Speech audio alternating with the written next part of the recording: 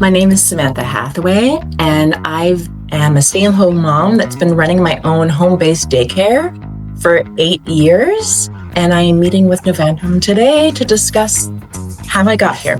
So my first job was with the City of Coquitlam Parks and Rec Department. I was a day camp program leader, taught the babysitting course, and helped run the youth center. I did that throughout high school and my early 20s until I started at Douglas College and to the Child and Youth Care Diploma program. I did that for a few years, and then I moved on to an out-of-school daycare program at an elementary school in Port Coquitlam while I continued my education. And then I was offered a really good high-paying job in a completely different field. So in the construction industry, I was offered an administration job through a family friend. And I had talked to a few people that had graduated from my diploma program already, and the jobs weren't guaranteed. The money wasn't great. So I took the leap. I left the childcare field, and I was in business and administration with a construction company for 13 years until I started my family.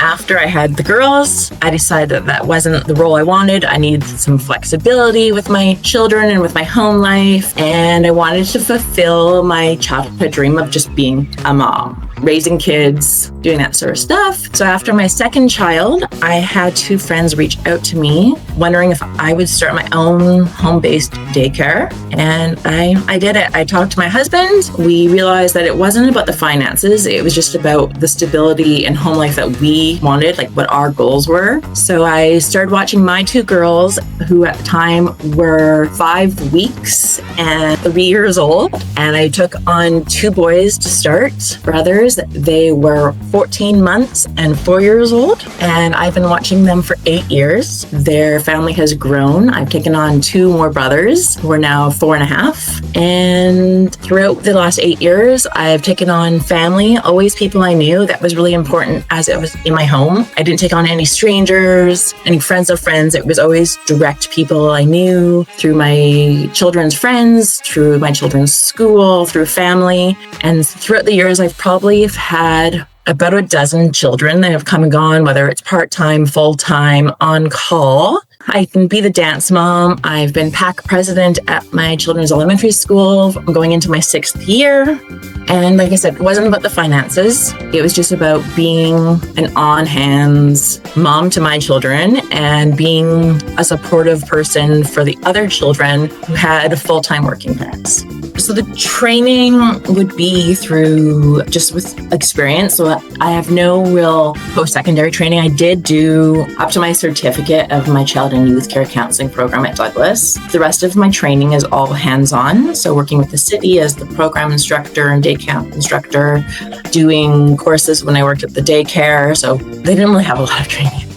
But I'm doing like the first aid and just really hands-on training. So I learned by experience. I learned by dealing with different children in different atmospheres and different ages. And I just built on that.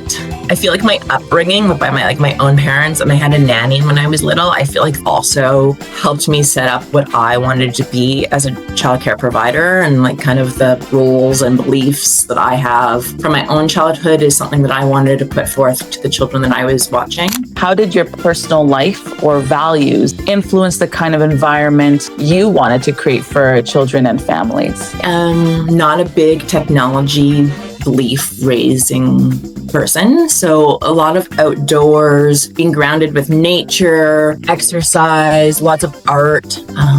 With my stay-at-home, like day-home daycare, we have no technology from 7:30 to 4, and that's the hours I run because it fits my family lifestyle. So it's absolutely no technology. So if the weather's nice, we're outside, we're in nature, being active, and I felt like that's how I was brought up. And so I feel like in the world that we live in right now, it's very rare to have a tech-free upbringing. So it was important for me, for my children and the ones I was watching, give them those hours in the day that were exactly that. It was using their brains and bodies to experience nature, experience the artsy parts of them, experience, interacting with children face to face, besides like not being on a screen, not going through video chats or video games. It was really important for me to make sure I was bringing a different side of the world and making it prevalent in their lives. And I definitely agree with you on there. I think when you're surrounded by an overly consuming amount of technology around children,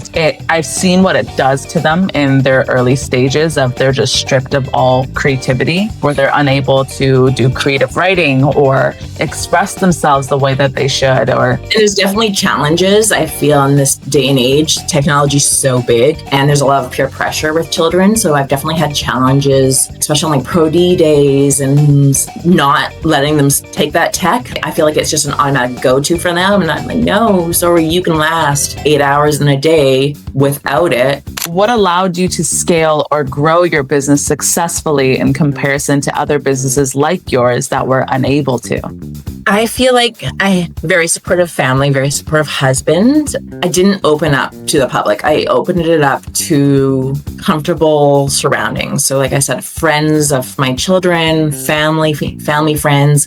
It was easier to grow or stay the size that I wanted because I was limiting who I was reaching out to. I was able to do the hours I wanted, take the vacation I wanted, charge what I wanted because it was in a comfortable scenario. And it was a decision I made earlier on, was I didn't want to open it up to just parents of elementary school or parents in my neighborhood because I didn't want to have that kind of push to meet the other more public daycare standards. And was the financial freedom and independence always important to you? And what drew you to that movement, or was it something else? Like I said before, it had nothing really to do with finances. It had more to do with the personal freedom with my personal life and my family life. I wanted to be able to help families be able to work their jobs full time, but not take anything away from my life and my family life. So it was more the flexibility and freedom of being able to set my own hours, my closure dates. What were the resources that you wish you had back then that maybe you didn't when you first started? When I first started, I was also a brand new mom.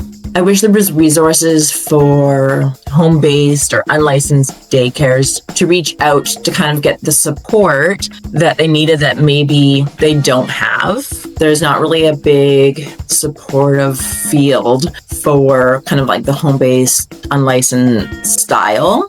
And so being a new mom and starting my own personal daycare, even though I had worked in the field before, I didn't really feel that I had the resources for the support, the time management of having 4 kids under 4. It wasn't something that I had experienced in my own home, whereas working in exterior or outside businesses, there was already that structure there that you kind of worked off of. And I wish there was something or someone that I could have gone to at the beginning to give me that support and structure that I needed instead of just kind of learning by trial and error. What were some of the challenges that were difficult when getting started that you had to navigate on your own, aside from, being a brand new mom? Difficulties.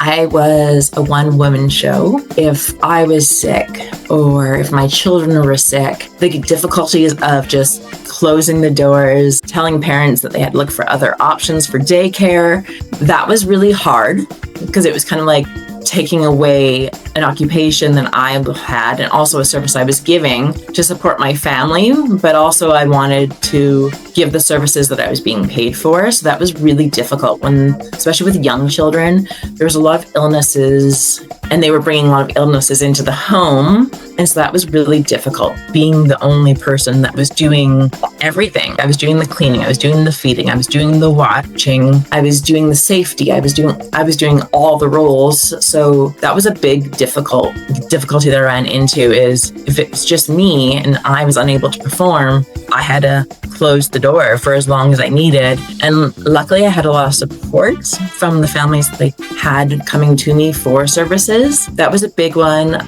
The other one would be I have animals in the home And so there was difficulty sometimes with young children not knowing how to deal with animals, or the animals not knowing how to deal with 6 screaming children. So there was a lot of learning by technique, learning by error. And what would be some advice that you would give to someone who wants to start an occupation like this? Advice, I feel like it's something that you have to have passion in. It's not just something to do because you feel like it might be easier or just because you want to stay home with your kids. I feel like it's something that you really need to feel. You have to love what you're doing.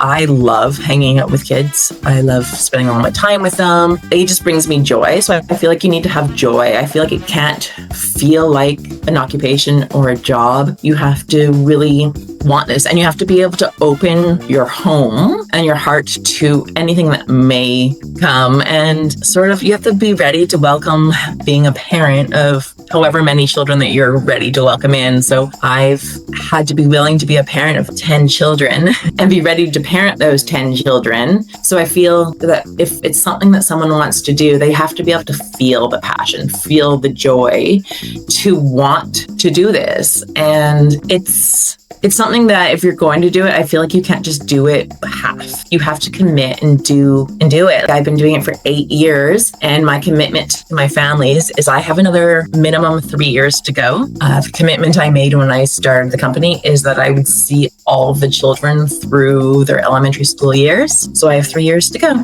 And do you have any plans in the future to open up to the public or open up something a bit bigger, maybe scale your business further? I have 3 more years to go. And after that, as of right now, and plans can always change and vary, I will probably not have my own business, and I might reach out, bring my skills and experience to another company. Currently I have my 2 children and 4 others, and 4 of the 6 of them will be in high school in 3 more years. So right now the goal is that I would shut down after 11 years of operating and take my skills elsewhere. And what are you kind of looking for in your new role?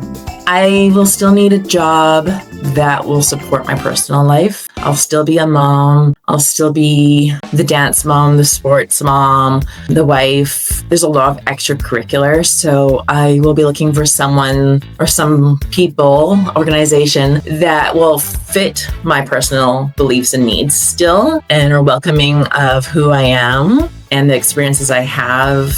But the whole giant picture is still. Are you wanting to be in very hands-on still, or are you hoping to be more in a training position or a leadership position? And if so, what kind of team are you hoping to work for or hoping to work with? I don't fully know. I like being hands-on. I feel like by then I will be a bit older, so I don't know how I will mentally be prepared for the hands-on. Leadership, management, it's all kind of really unknown right now. I know I'm going to take probably a year when the time comes to kind of refocus and learn about myself and figure out what I want before I make any big decisions. And I've already discussed that with my husband, taking that year and just kind of figuring out what I want, who I am, what's still important. Do I want to go and be more hands-on at a daycare or a center or the Parks and Rec, or do I want to find, like you said, a leadership or training position, or do I want to go and see if I can get more management position? Or there's also the possibility that I might just take another huge leap of faith and just do something completely different again.